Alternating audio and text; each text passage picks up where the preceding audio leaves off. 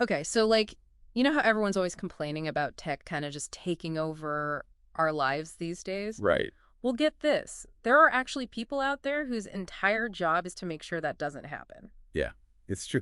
It's actually a pretty fascinating field, too. I bet. See, you sent me all this info on ICT Usability Testers from RoleCatcher. Yeah, And honestly, I got to be honest, I've never even heard of that before. I'm not surprised, really. It's one of those jobs, behind the scenes that ends up having a huge impact on how we experience the digital world. Okay, so less, can you come over and like fix my printer? And more, can you fix how humans even like process using tech at all? Exactly. That's a great way to put it, actually.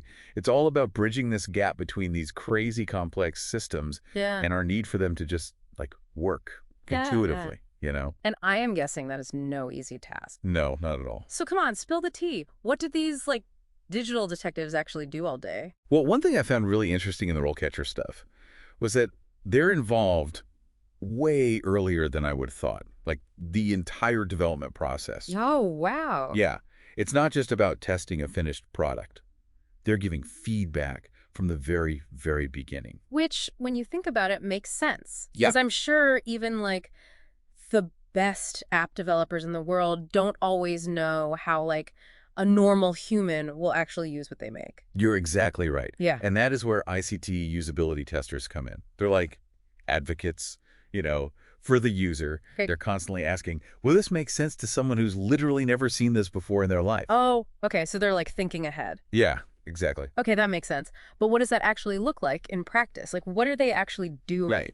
Give me the details. RoleCatcher mentioned workflow analysis, and I have no idea what that is. Okay, yeah. So imagine like you were testing out a brand new e-commerce website. Workflow analysis is basically about figuring out all the steps a user takes to, do a thing. Like say they want to find a specific product Right. and then actually buy it. So it's not just do all the buttons work. It's Right. like, is the entire process actually smooth? Exactly. That's a great way to put it. Uh-huh. The tester might, watch how users navigate the site, track their eye movements.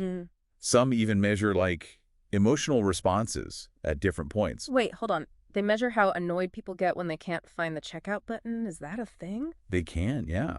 RoleCatcher talked about using things like biometric sensors to track stuff like your heart rate and even like your facial expressions while you're using something. Whoa. It's pretty wild. It's all about uncovering those little signs of frustration that people might not even realize they're having. Wow. That's some, like, next level stuff. I had no idea.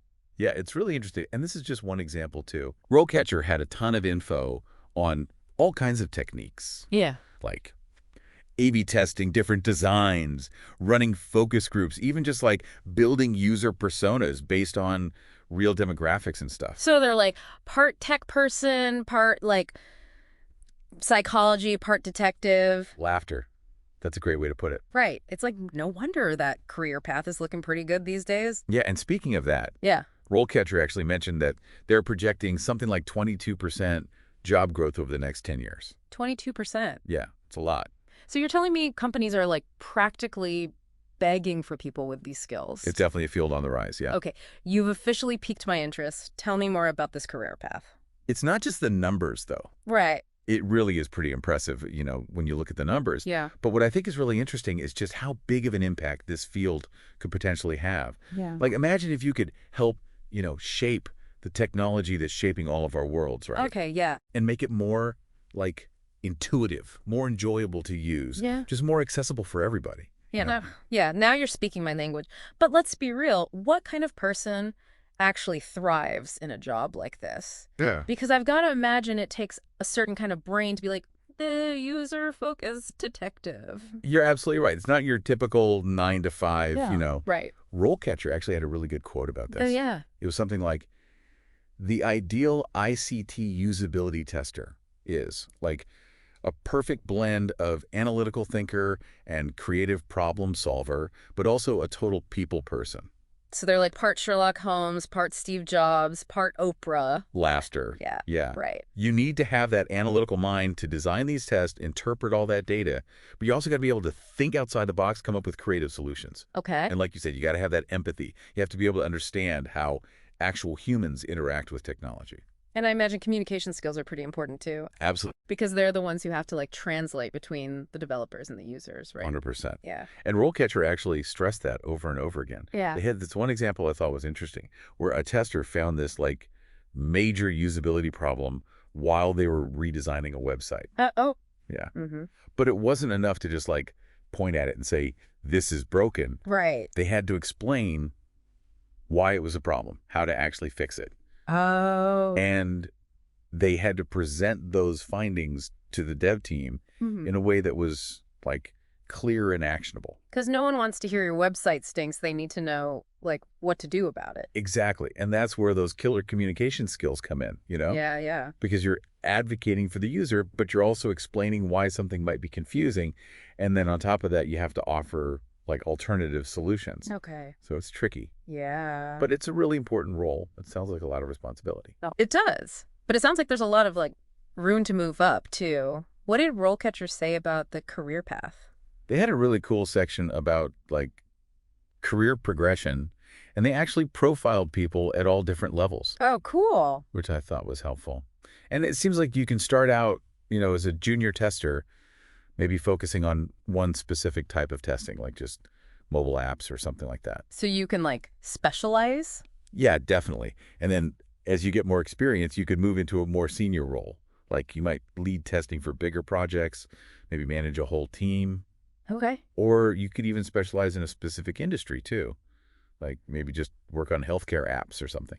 Wow, that's interesting. Okay, so Yeah. there are a lot of options. Yeah. And I'm guessing since that demand is growing so quickly that the salaries are looking pretty good these days too? That's what they said. Yeah. Obviously, it's going to vary a bit, right? Yeah. Based on your experience, where you're located, what industry you're in. Ah. But yeah, they cited a median salary that was way higher than the national average. Okay, now we're talking. But we got to be real. No job is perfect, right?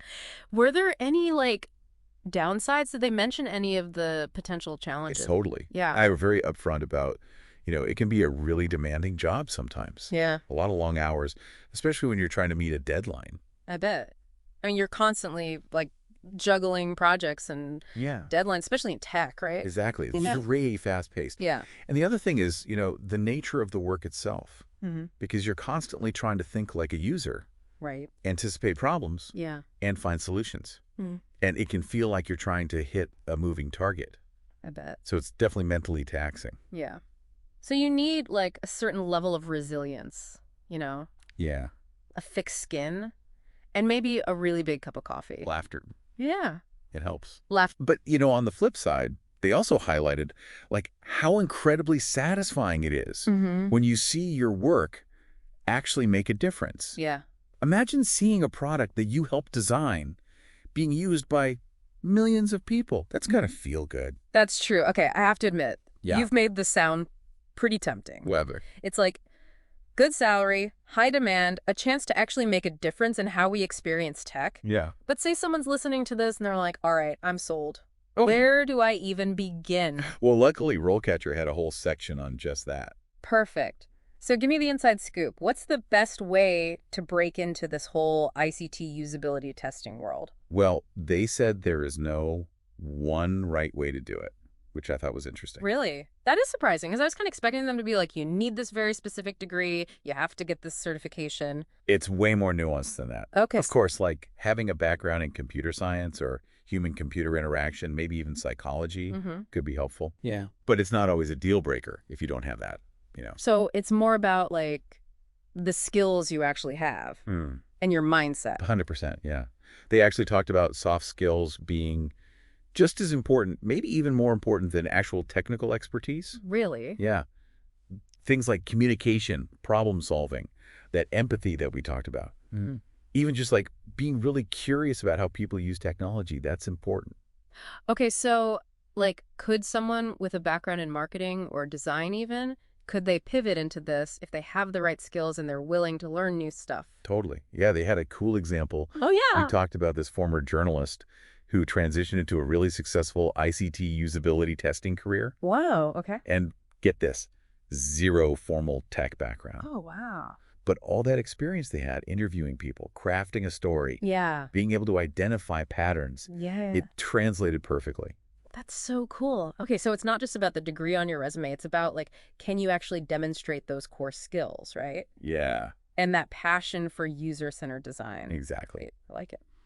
And the good news is there are tons of resources out there if people want to develop those skills, Mm. even if you don't want to go the traditional education route. Like what?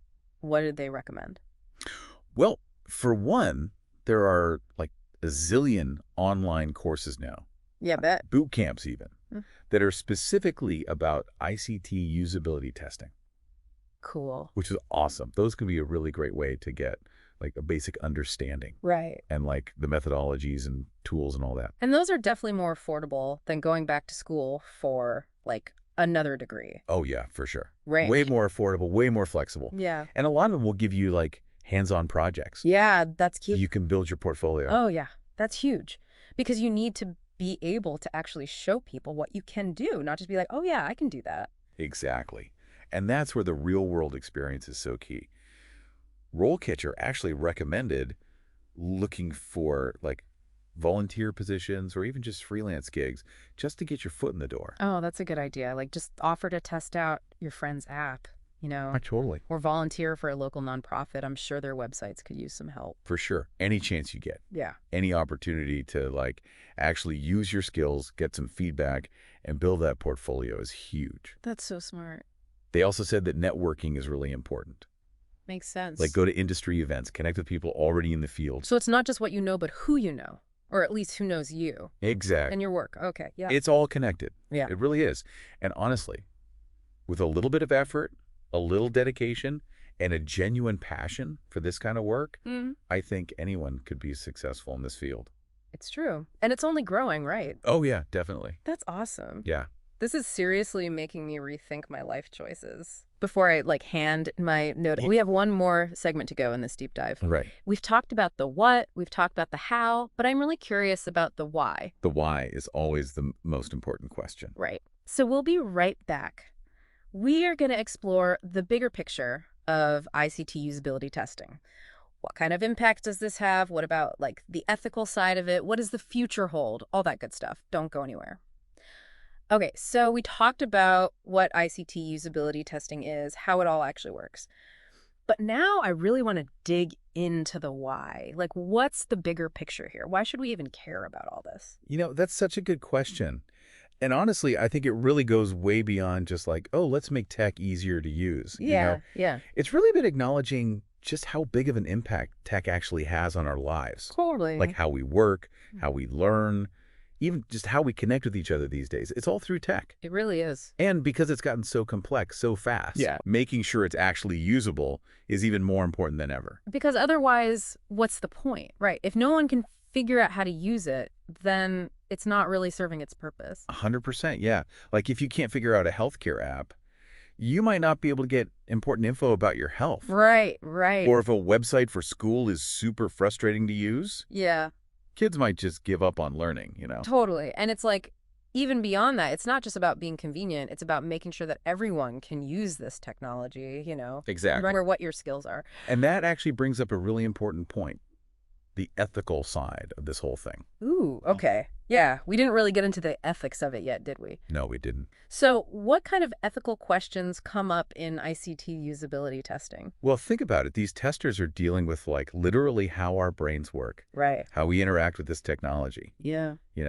And RoleCatcher actually had this crazy example. Okay, tell me. Imagine a team that's testing a new social media app, Okay, yeah. and they find this one design element that's totally usable, Okay. but it kind of like encourages addictive behavior, Oh, no. See, that's tricky, right? Like, what's more important? Making sure people can use it or making Yeah. sure they're not using it in, like, a harmful way. It's a tough one. And honestly, those are the exact kinds of questions that people in this field are having to answer more and more. Yeah. Because at the end of the day, they have a responsibility to be like, hey, is this actually good design? Or is this just going to make things worse? Right. Like, is this ethical? Exactly. Oh, okay. It's a lot of pressure. It is. But it's important work. Totally. And I think this really highlights how much more this is than just making things look pretty or whatever. Totally. It's really about the impact it has on us, It is. It's about thinking about the human cost of the choices we make when we design things Yeah. and making sure that the technology we're putting out into the world Yeah. actually like lines up with our values. I love that. Okay. So we've talked about where the field is now, what the ethical concerns are. Yeah. What about the future? What did RoleCatcher say about that? Okay, so get this. Okay. It's equal parts exciting and a little terrifying. Nervous laughter. Okay. Why? Well, you can imagine, right? Yeah. This whole field is like changing so fast Right. as technology changes. Constantly. And they talked a lot about like AI, Oh, yeah. virtual reality, augmented reality. Whoa. Okay. So it's not just about websites and apps anymore, is it? Oh, no. Now we're talking about like virtual worlds, Oh, my God. immersive experiences where you don't even know where the real world ends and the digital one begins. It's like the Wild West, but for usability testing. Basically, yeah. Yeah. And you need like a whole new set of skills to deal with that. I bet. Because like, how do you even test for like presence in a virtual world? Right. How do you make something accessible Yeah. when the entire interface is changing all the time? Yeah. Oh, man. That's a good question. Yeah. The whole new world of challenges. Yeah. But it's definitely interesting. I bet. So it's not just about like keeping up with the tech, it's about like seeing where it's going. Yes. And being ready for that. Exactly. Yeah, okay. And making sure that all this new stuff we're making Yeah. is actually good for people. I am so with you on that. You know what? This deep dive has been awesome. I had no idea this whole world even existed before. It's amazing, isn't it? Yeah. It's so much bigger than I thought. And honestly, it's way more impactful than I thought, too. It really is. And who knows? Maybe someone listening to this right now will be inspired to like check it out themselves, Maybe this is their calling. I wouldn't be surprised. It's definitely given me a lot to think about. Okay, so we're wrapping up this episode of The Deep Dive. Right. What's like the one big thing you hope people take away from all of this? Oh, that's easy. Never, ever underestimate good design. Like the next time you're on a website and it just works. Or use an app and it's so intuitive you don't even have to think about it. Yeah. Take a second to appreciate the work that went into that because chances are there was an ICT usability tester behind the scenes making it all happen. So true. They might not be the ones in the spotlight, Right. but they are making a huge difference in our lives. Yeah. Well, on that note, that is it for this episode of The Deep Dive. Huge thank you to our expert for breaking all of this down for us. Happy to be here. And to all of our listeners, keep those brains engaged. We'll be back next time with another deep dive into a topic that matters.